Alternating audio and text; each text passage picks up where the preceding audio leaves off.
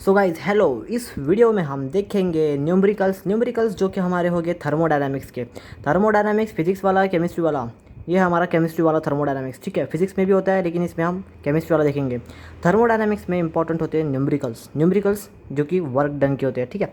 Work done के numericals बहुत hard है, ऐसा बिल्कुल भी नहीं है, बहुत ही ईजी है, ठीक है। देख के हमें घबराना नहीं है न्यूमेरिकल्स को, ठीक है। और वर्क डन के न्यूमेरिकल्स जो होते हैं थर्मोडायनामिक्स केमिस्ट्री वाला, इसमें है ना दो तरह के होते हैं। एक होते हैं रिवर्सिबल प्रोसेस के लिए, एक होता है इरिवर्सिबल के लिए, ठीक है। बड़ा सिंपल है वर्क डन। कई स्टूडेंट देख के घबरा जाते हैं, न्यूमेरिकल छोड़ देते हैं। बिल्कुल भी नहीं, ये वीडियो देखिए, बिल्कुल भी नहीं छोड़ेंगे। वर्क डन के न्यूमेरिकल है, ठीक है, थर्मोडायनामिक्स के केमिस्ट्री वाला। दो ही तरह के होते हैं पूरे थर्मोडायनामिक्स में, आपको दो ही तरह के वर्क डन के न्यूमेरिकल मिलेंगे।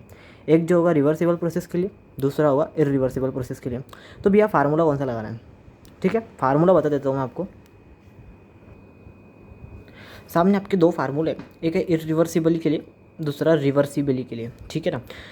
तो यही है कि अगर रिवर्सिबल प्रोसेस है तो ये फार्मूला लगेंगे, ठीक है। वर्क डन में अगर रिवर्सिबल प्रोसेस है तो ये फार्मूला, इरिवर्सिबल है तो ये फार्मूला। लेकिन पहचानने का कैसा कि क्वेश्चन में इन दोनों में से कौन सा फार्मूला लगाना है। तो एक सिंपल ट्रिक है, क्वेश्चन में कहीं पे भी आपको रिवर्सिबल ये वर्ड दिखाई दे रहा है, ठीक है ना। क्वेश्चन में कहीं पे भी रिवर्सिबल वर्ड दिखाई दे रहा है तो ये फार्मूला चिपका देना, ठीक है। अगर कहीं पे भी इरिवर्सिबल वर्ड दिखाई दे रहा है तो ये फार्मूला। सिंपल है, ठीक है। बस वैल्यू पुटअप करेंगे फिर आंसर निकल जाएगा, ठीक है। लेकिन कभी कभी क्या होता है, क्वेश्चन में हमें इरिवर्सिबल भी नहीं दिखाई देता है और रिवर्सिबल भी नहीं दिखाई देता है।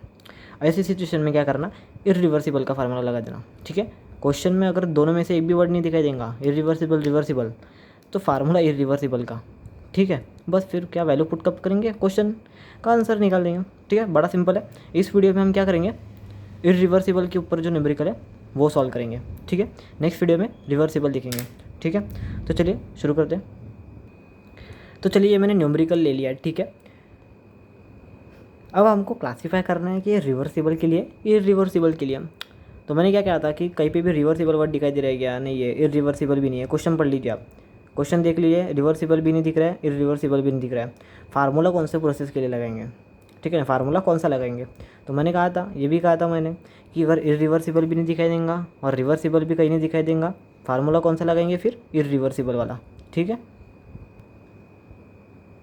इरिवर्सिबल का फार्मूला कौन सा था, ये वाला, ठीक है। तो जो क्वेश्चन था उसके लिए हम ये वाला फार्मूला लगेंगे। स्क्रीनशॉट ले लीजिए इसका, ओके ओके। तो चलिए सबसे पहले स्टेप हमने आइडेंटिफाई तो कर लिया कि ये रिवर्सिबल है कि इरिवर्सिबल है, ठीक है, इरिवर्सिबल है, ओके। इरिवर्सिबल वाला फार्मूला लगाना है। तो चलिए शुरू करते हैं। सबसे पहले हम गिवन लिख लेते हैं क्या क्या दिया है, ठीक है। तो क्वेश्चन रीड करता हूँ मैं। 3 moles of an ideal gas, यहाँ पे मुझे मिल गया एन की वैल्यू। 3 मोल्स यानी कि क्या होता है, नंबर ऑफ मोल, एन की वैल्यू मिल गई 3।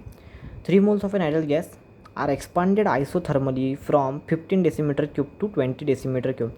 अभी डेसीमीटर क्यूब जो भी है ना यूनिट, वो वॉल्यूम का होता है, ठीक है ना। इसका मतलब ये दोनों क्या है, वॉल्यूम है।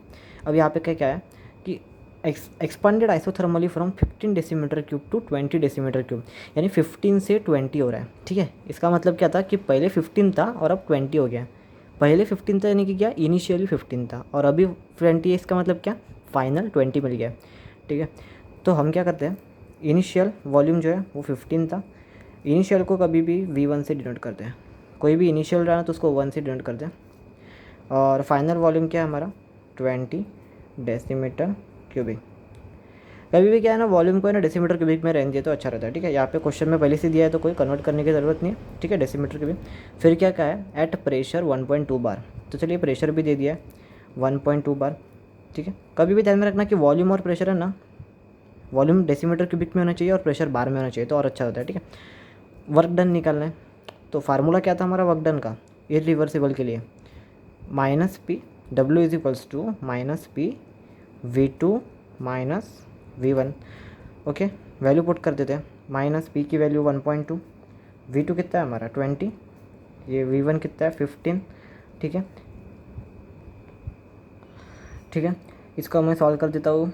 ये -1.2 इंटू 5 हो जाएगा और ये हो जाएगा -6। अब क्या है ना, ये -6 की यूनिट लगानी पड़ेगी ना। अब ये प्रेशर इंटू वॉल्यूम हो रहा है, ठीक है ना। प्रेशर इंटू वॉल्यूम हो रहा है, इसका मतलब क्या हो रहा है, बार इंटू डेसीमीटर क्यूबिक, है ना। इसकी यूनिट को मल्टीप्लाई करेंगे तो इसको मैं डेसीमीटर क्यूबिक बार लिख सकता हूँ, बिल्कुल, ठीक है। लेकिन हमें क्वेश्चन में क्या पूछा है, वर्क डन इन जूल। तो एक सिंपल है ना, मैं कन्वर्जन बता देता हूँ, ठीक है। कन्वर्जन होता है, सिंपल कन्वर्जन है, 1 डेसीमीटर क्यूबिक बार जो होता है ना वो 10⁻² जूल होता है, ठीक है ना। बस ये कन्वर्जन ध्यान में रखना है, ये जो कन्वर्जन है बहुत जगह काम आएगा, ठीक है ना। कुछ कन्वर्जन है तो जो 4-5 ही कन्वर्जन है, मैं ना डिस्क्रिप्शन में एक लिंक दे दूँगा PDF की, उसमें डाल दूँगा, ठीक है। वो पूरे थर्मोडायनेमिक्स में काम आ जाएंगे, उसको लर्न कर लो, ठीक है। तो प्रेजेंट क्वेश्चन फिर से आते हैं। प्रेजेंट क्वेश्चन में क्या है, W आ गया है -6 डेसीमीटर क्यूबिक बार, जूल में चाहिए। तो चलिए 1 डेसीमीटर क्यूबिक 10⁻² जूल होता है, उस हिसाब से हमारा आंसर क्या आ जाएगा, W = -600 जूल, ठीक है। ठीक है, अभी आंसर आ गया हमारा। इस वीडियो में हमने डिस्कस किया था वर्क डन थर्मोडायनेमिक्स के केमिस्ट्री वाला, ठीक है। उसके न्यूमेरिकल लिए वर्क डन रिवर्सिबल और इरिवर्सिबल 2 प्रकार का होता है। ये भी हम सबसे पहले पहचान लिया, इरिवर्सिबल है या रिवर्सिबल है। सबसे पहले हमने पहचान लिया, क्वेश्चन में इरिवर्सिबल रिवर्सिबल दोनों में से कोई भी वर्ड नहीं दिख रहा है, तो इरिवर्सिबल वाला फार्मूला लगा दिया, ठीक है। वैल्यू पुटअप कर दिया, आंसर निकाल दिया। नेक्स्ट वीडियो में रिवर्सिबल वाला एक आधा एग्जाम्पल लेंगे, जिससे आपका आइडिया और क्लियर हो जाएगा और थर्मोडायनेमिक्स के वर्क डन के न्यूमेरिकल पूरे क्लियर हो जाएंगे। Okay, thank you.